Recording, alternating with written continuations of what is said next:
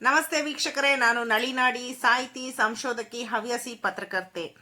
ಇಂದಿನ ದಿನ ನಿಮ್ಮನ್ನ ಒಂದು ವಿಶೇಷವಾದ ಕಾರ್ಯಕ್ರಮಕ್ಕೆ ಕರೆದೊಯ್ತಾ ಇದ್ದೀನಿ. ಈ ಕಾರ್ಯಕ್ರಮ ಶೇಷಾದ್ರಿಪುರಂ ಕಾಲೇಜಿನಲ್ಲಿ ಆಯೋಜನೆ ಮಾಡಲಾಗಿತ್ತು ಮತ್ತು ಸುಧನ್ವ ಸಾಂಸ್ಕೃತಿಕ ಸಂಸ್ಥೆ ಏನು ಬ್ಯಾಂಗ್ಳೂರಿನಲ್ಲಿ ಅಸ್ತಿತ್ವದಲ್ಲಿದೆ, ಕಳೆದ 15 ವರ್ಷದಿಂದ ಇಂಥ ಕಾರ್ಯಕ್ರಮಗಳನ್ನ ನಡೆಸ್ತಾ ಇದೆ ಅನ್ನೋದು ಬಹಳ ಸಂತೋಷದ ವಿಚಾರ. ಹಿಂದಿನ ಮಹಿಳಾ ದಿನಾಚರಣೆಯ ಕಾರ್ಯಕ್ರಮವನ್ನು ನೀವು ನೋಡ್ತಾ ಇದ್ದೀರಾ. ಮಹಿಳೆಯರೇ ಅಧಿಕ ಸಂಖ್ಯೆಯಲ್ಲಿ ಸೇರಿದ್ರು. ಬಂದ ಮಹಿಳೆಯರಿಗೆ ಕುಂಕುಮ, ಅರಿಶಿಣ, ಬಳೆ ಮುಂತಾದ ಮಂಗಳ ದ್ರವ್ಯಗಳನ್ನ ಕೊಟ್ಟು ಸ್ವಾಗತ ಮಾಡಲಾಯಿತು. ಪದ್ಮಾವತಿ ಮತ್ತು ಅವರ ಸ್ನೇಹಿತರು. ಆಮೇಲೆ ಬಂದಂತಹ ಮಹಿಳೆಯರಲ್ಲಿ ಅನೇಕರು ಹಾಡುಗಾರ್ತಿಯರು ಇದ್ದಿದ್ದರಿಂದ ಕೆಲವು ಹಾಡುಗಳನ್ನ, ಭಜನೆಗಳನ್ನ ಮತ್ತು ಸಾಹಿತ್ಯದ ಒಂದು ಸೊಗಸಿನ ಪದಗಳನ್ನ ಅವರು ಕಟ್ಟಿ ಹಾಡಿದ್ರು. ಬಹಳ ಸೊಗಸಾಗಿ ಹಾಡಿದ್ರು. ಆ ಹಾಡಿನ ನಂತರ ಇನ್ನಷ್ಟು ಕಾರ್ಯಕ್ರಮ ಇತ್ತು. ಈಗ ಅವ್ರ ಹಾಡನ್ನ ಕೇಳಿಕೊಂಡು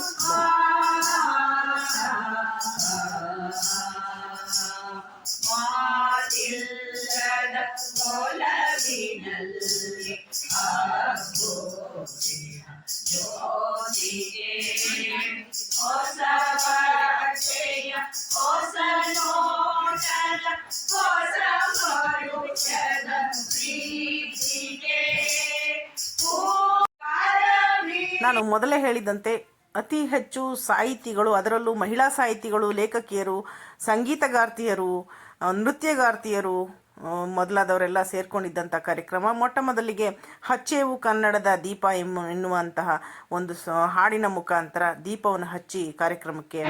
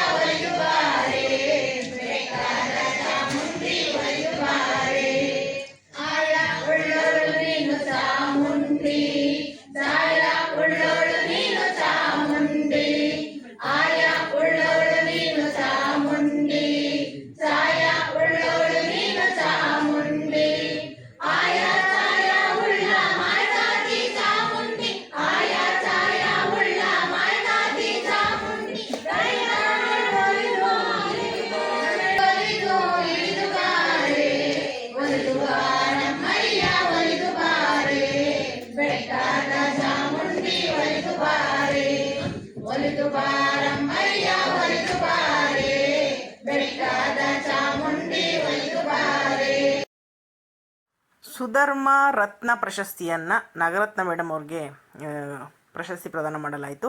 ಅದೇ ರೀತಿ ಪದ್ಮಾವತಿ ಚಂದ್ರು, ಚುಟುಕು ರಾಣಿ ಅಂತಲೇ ಇವ್ರಿಗೆ ಕರೀತಾರೆ. 10,000ಕ್ಕೂ ಹೆಚ್ಚು ಚುಟುಕುಗಳನ್ನ ಇವರು ರಚನೆ ಮಾಡಿದ್ದಾರೆ. ಮತ್ತು ಪಟಾಕಿ ಥರ ಇವರು ಚುಟುಕುಗಳು ನಮ್ಮನ್ನು ನಗೆಗಳಲ್ಲಿ ಕೇಳಿಸಿವೆ. ಅವ್ರಿಗೂ ಸಹ ವಿಶೇಷ ಸನ್ಮಾನವನ್ನು ಮಾಡಲಾಗಿತ್ತು.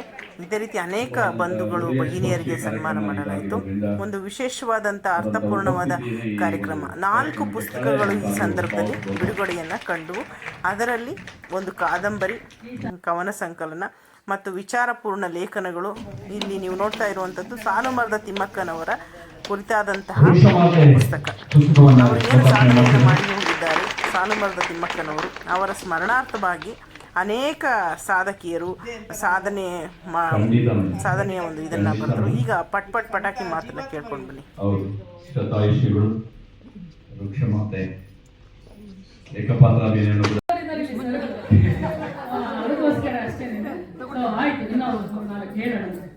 ಇವತ್ತಿನ ದಿವಸ ಅಂತಾರಾಷ್ಟ್ರೀಯ ಮಹಿಳಾ ದಿನಾಚರಣೆ ಆದ್ದರಿಂದ ಹೆಣ್ಣಿನ ಬಗ್ಗೆನೇ ಕುರಿತು ಹೇಳಬೇಕು.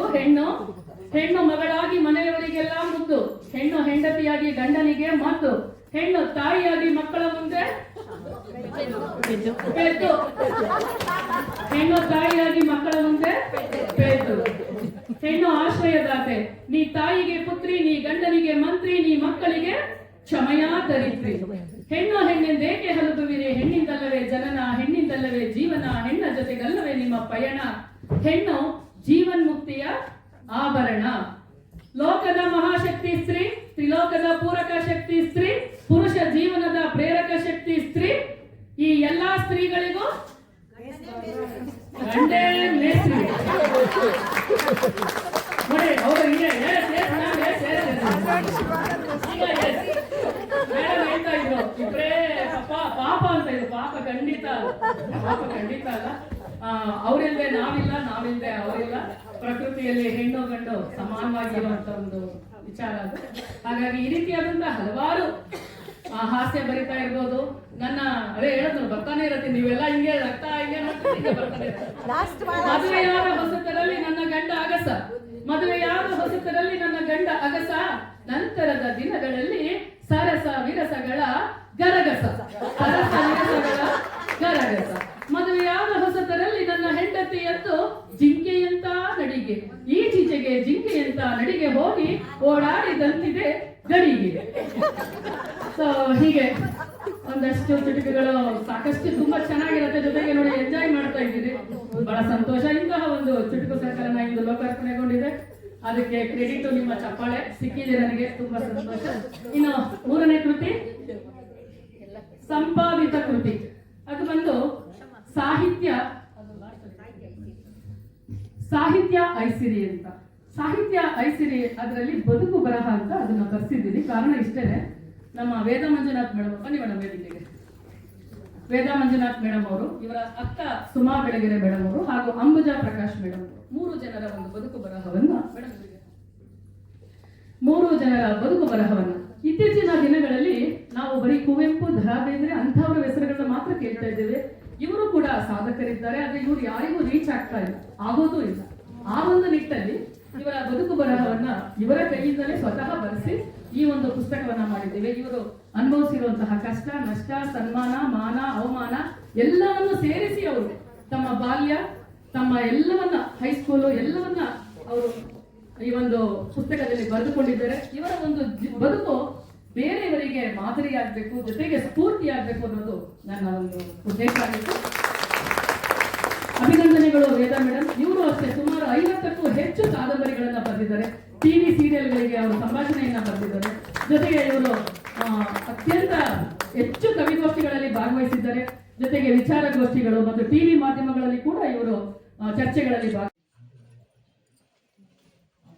ಬರದಿನಾಂ ತೆರಳುವೆ ದ್ವಾರಕಾ ನಗರಕ್ಕೆ, ಬರದಿನಾಂ ತೆರಳುವೆ ದ್ವಾರಕಾ ನಗರಕ್ಕೆ. ಕುರು ಪಾಂಡವರೊಳ್ ಸಿದ್ಧತೆಗೊಂಡಿಹ ಯುದ್ಧದ ಸುದ್ದಿಯು ಶೀಘ್ರದೊಳರಹೆ.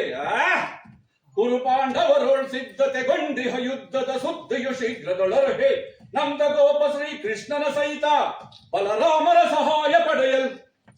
ನಂದ ಗೋಪ ಶ್ರೀ ಕೃಷ್ಣನ ಸಹಿತ ಬಲರಾಮರ ಸಹಾಯ ಪಡೆಯಲ್. ಬರದಿನಾಂ ತೆರಳುವೆ ದ್ವಾರಕಾ ನಗರಕ್ಕೆ, ಬರದಿನಾಂ ತೆರಳುವೆ ದ್ವಾರಕಾ ನಗರಕ್ಕೆ.